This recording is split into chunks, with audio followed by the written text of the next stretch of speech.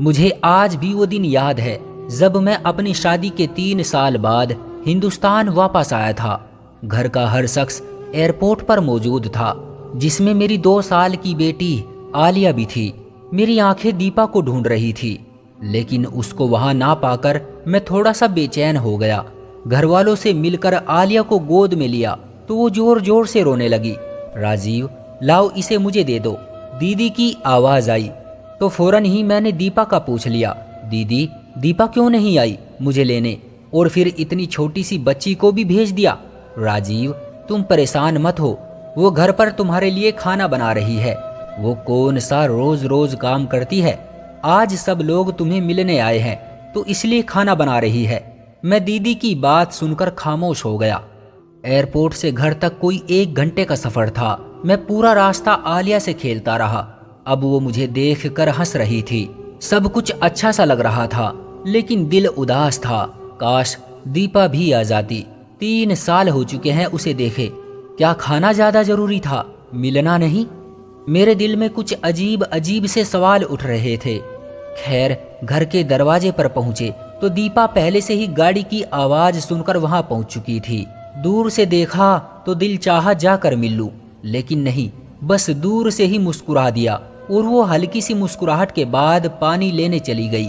पूरा दिन मेहमानों का आना जाना चलता रहा। घर वाले बहुत खुश थे। मेरे दोस्त भी मिलने आ रहे थे। दीपा किचन से निकल ही नहीं पा रही थी। कभी किसी को चाय पेश करती और कभी किसी को खाना देती। मानो यूं लग रहा था जैसे मेरी दीपा तो कहीं खो सी गई है। शाम हुई तो मेहमानों का रस कुछ कम हुआ। सब खाना खाने में बिजी थे। सोचा दीपा की कुछ मदद करूं। सुबह से बस काम में ही लगी है। अभी उठा ही था कि मम्मी ने बुला लिया, राजीव, मेरे पास आकर बैठ जाओ। जी मम्मी, दीपा से कुछ बात करनी है, आ रहा हूँ। उसे छोड़ो, काम खत्म करके खुद ही आ जाएगी। वैसे भी कौन सा काम करती है, आज ही तो करने लगी है, उसे करने दो। मैं हैरान था क्योंकि दीपा के बारे में मैं ये दूसरी बार सुन रहा था।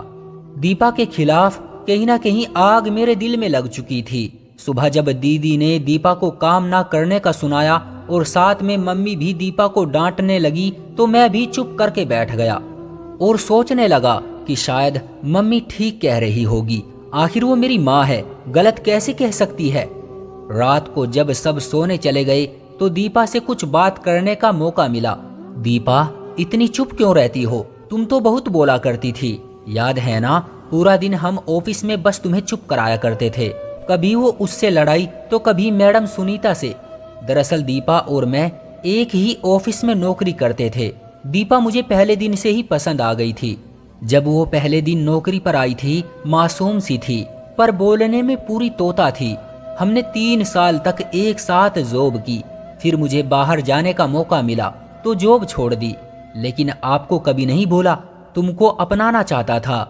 तभी माँ को राजी किया, जो कि इंतहाई मुश्किल काम था, और फिर आखिरकार हम एक हो ही गए। मैं बस 1 महीने के लिए ही अपनी शादी पर आ सका। शादी के बाद इधर उधर दावत और घूमना फिरना लगा रहा। पूरा महीना गुजर गया, पता ही न चला। राजीव, वो मैं बस दीपा ने अभी इतना ही कहा था कि आलिया ने रोना शुरू कर दिया। दीपा उसको चुप कराने और सुलाने में लग गई। मेरी आंख कब लगी पता ही न चला। सुबह आलिया के रोने की आवाज से मेरी आंख खुल गई। दीपा यार, आलिया को देखो, ये क्यों रो रही है? पर आलिया की मुसलसल आवाज से आखिर मैं उठ ही गया। दीपा कहाँ हो यार? ये कहते हुए मैं आलिया को लेकर कमरे से बाहर आया तो फिर दीपा को किचन में ही पाया। चने कम पड़ गए हैं, दीपा चने और लाना। मम्मी की आवाज मेरे कानों में पड़ी तो कुछ देर रुक सा गया। सब लोग खाने की मेज पर थे सिवाय दीपा के। मम्मी ने मुझे देखा तो बुला लिया, आ जाओ बेटा, नाश्ता तैयार है। देखो तुम्हारे सब बहन भाई मौजूद हैं। मम्मी, दीपा कहाँ है? आलिया को भूख लगी है।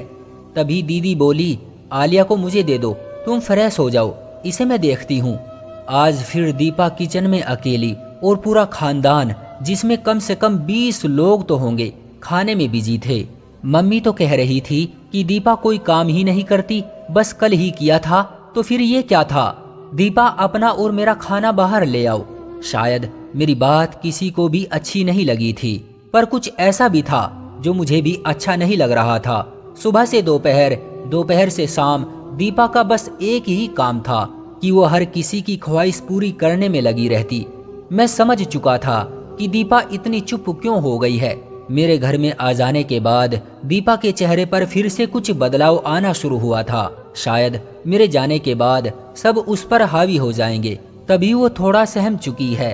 वक्त गुजरता रहा, अब वो काम छोड़ भी दिया करती थी या मुझसे कह देती और मैं खुशी से उसकी मदद को उठ जाता। आज मम्मी की आवाज आई कि दीपा नाश्ता बना दो, नेहा आई है। नेहा मेरी दीदी का नाम था, जिनकी शादी हमारे घर के करीब ही बाबा के दोस्त के लड़के से हुई थी। दीदी तकरीबन रोज ही हमारे घर आ जाया करती थी। दीपा की कमर में शदीद दर्द था। मेरे मना करने के बावजूद वो किचन में गई और नाश्ता तैयार करने लगी।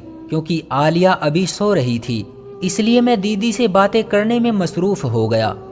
दीदी हम सब बहन भाइयों से बहुत प्यार करती थी और हम सब उनको बहुत पसंद करते थे। राजीव, प्लीज खाना लगवा ले मेरे साथ में। हाँ ठीक है। मैं सर हिलाकर उठ खड़ा हुआ और दीपा की मदद करने लगा। ये बात किसी को भी अच्छी नहीं लगी।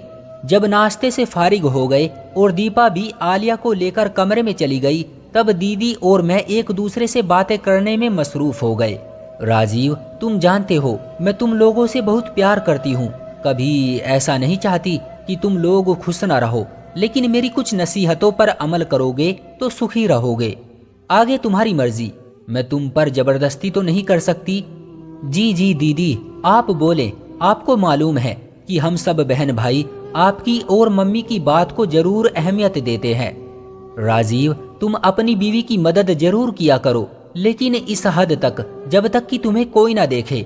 अच्छा सा नहीं लगता तुम बर्तन उठा रहे हो और औरतों वाले काम कर रहे हो। जो आदत तुम आज उसको डालोगे, कल वही रहेगी। जो उसके काम है उसको करने दिया करो, आखिरकार वो आहिस्ता आहिस्ता कर ही लेगी।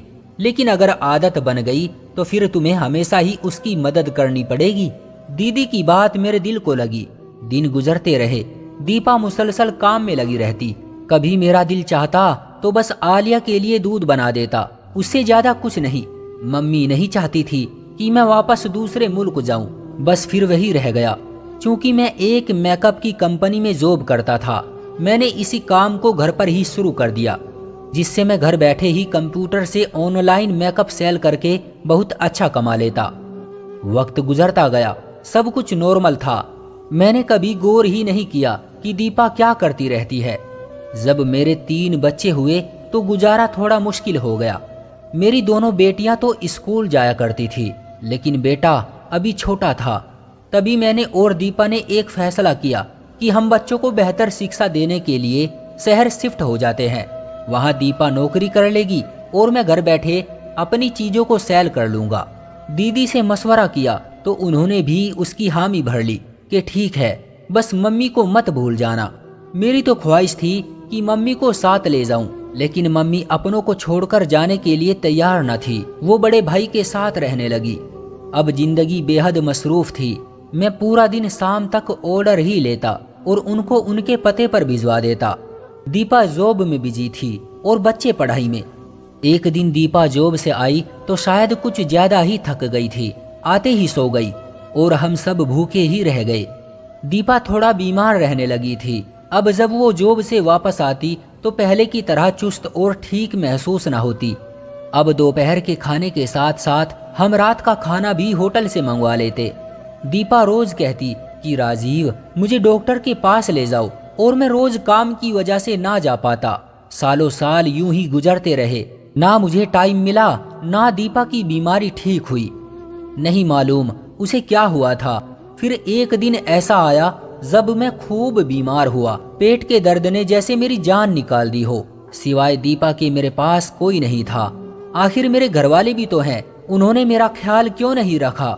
एक दफा फिर मुझे एहसास हुआ कि मैं दीपा के साथ बहुत गलत कर जाता हूँ, लेकिन ये एहसास शायद कुछ दिनों का होता था।